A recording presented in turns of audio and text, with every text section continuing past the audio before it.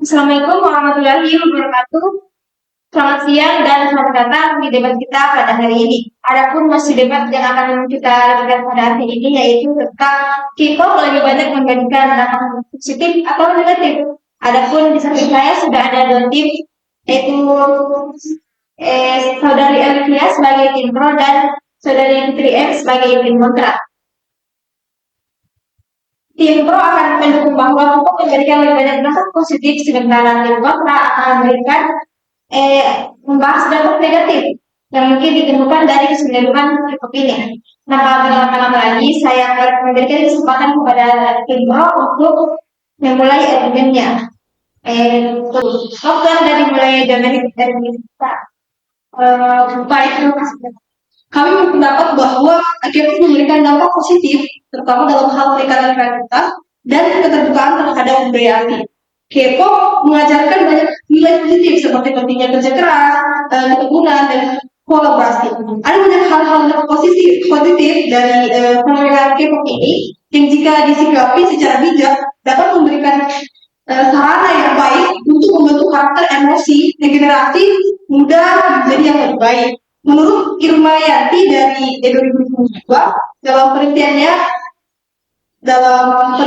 terkait pengaruh fenomena K-pop terhadap karakter generasi muda di Indonesia, terdapat bahwa para generasi muda mengikuti fenomena K-pop atau mengagumi artis Korea ini tentu karena adanya alasan yang kuat kenapa mereka bisa menyukai idol K-pop. Fenomena ini juga membuka kesempatan besar bagi para penggemarnya untuk memperkenalkan budaya mereka ke Indonesia, ke dunia internasional. Seperti yang kita lihat banyak budaya yang belajar bahasa Korea atau bahkan pergi ke Korea Selatan untuk mengajar mimpi mereka. Ini membuka dampak positif yang lebih besar dalam memperkaya bahasa budaya mereka. Baik, selanjutnya argumen dari tim kontra. Anda dimulai dari Baik, meskipun kami mengakui beberapa dampak positif dari K-pop, tapi kami berpendapat bahwa fenomena ini lebih banyak memberikan dampak negatif. Nah, terutama bagi anak muda, K-pop juga seringkali mempromosikan tanda kecantikan yang tidak realistis dan berisiko mempengaruhi citra tubuh penggemarnya, terutama di kalangan perempuan. Jadi banyak penggemar yang merasa tekanan untuk meniru penampilan wajah mereka. Jadi bisa juga berujung pada gangguan psikologis seperti kecemasan atau gangguan makan. Nah, menurut Pak Emily pada tahun 2002 menunjukkan bahwa kecanduan terhadap media K-pop dapat menyebabkan stres dan ketidakpuasan terhadap tubuh. Jadi ini seringkali terjadi pada masalah mental mereka. Baik, itu tadi beberapa argumen dari film tim. Selanjutnya itu tanggapan dari film tim terkait argumen tadi. Kepada tim pro saya persilakan memberikan tanggapannya 1 menit dimulai dari tim. Terima kasih dari tim pro sendiri sudah menjelaskan dampak negatif K-pop dengan baik. Nah, seperti standar kecantikan yang tidak realistis dan resiko kesehatan mental. Nah, contohnya kasus gangguan makan yang dialami beberapa penggemar setelah mencoba meniru pola diet ekstrim yang dijalani idol K-pop. Diet yang pernah populer di artis K-pop. Selain itu terlalu fokus pada K-pop juga bisa mengurangi waktu belajar atau interaksi sosial. Sebagai contoh ada laporan tentang siswa yang sering terlambat ke sekolah karena begadang untuk streaming dan konser K-pop. Mengenai budaya lokal, K-pop memang terlihat mendominasi tetapi sebenarnya budaya lokal bisa tetap bertahan jika masyarakat terus diberi edukasi yang untuk mencintai budaya mereka sendiri, misalnya melalui psikologi Anda sudah ada. Baik, saya persilakan kepada tim kontra memberikan tanggapannya terkait argumen tadi.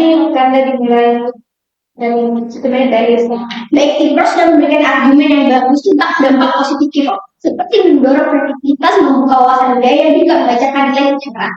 Nah, dampak positif juga terlibat dalam bidang ekonomi. Sebagai contoh itu banyak penggemar K-pop itu terinspirasi untuk belajar bahasa Korea dan bekerja di industri industri hiburan, seperti menjadi pemandu wisata atau pengembang. Nah, selain itu, Korea Selatan juga berhasil memanfaatkan popularitas K-pop untuk meningkatkan personal mereka, seperti meraih program visit Korea yang sukses menjadi jutaan wisatawan baru.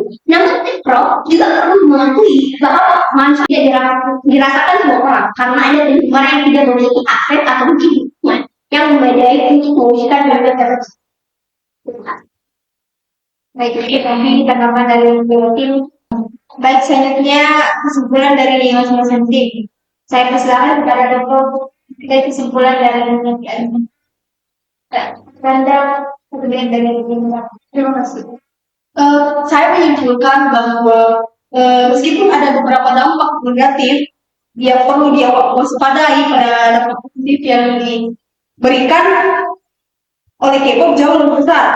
K-pop mengajarkan nilai-nilai seperti kerja keras dan keteguhan serta memberikan peluang teknologi yang signifikan baik untuk Korea Selatan maupun negara lain. Selain itu, K-pop juga membuka pintu bagi banyak orang untuk belajar dan memahami budaya lain. Itu saja dari saya. Sekian. Terima kasih. Selanjutnya kesimpulan dari pembuka, saya persilakan Bu Enda untuk dimulai dari Yusuf. Baik, kami berpendapat bahwa meski untuk memberikan hiburan dan politik, tapi dampak negatifnya itu terutama terhadap citra dan budaya lokal. Jadi itu jauh lebih besar, karena seperti ketergantungan terhadap K-pop itu dapat merusak identitas budaya lokal dan juga memperkuat kesejahteraan psikologis dan jadi karena itu kita harus lebih berhati-hati dalam menyikapi fenomena ini dan juga mengutamakan kelestarian budaya kita ini.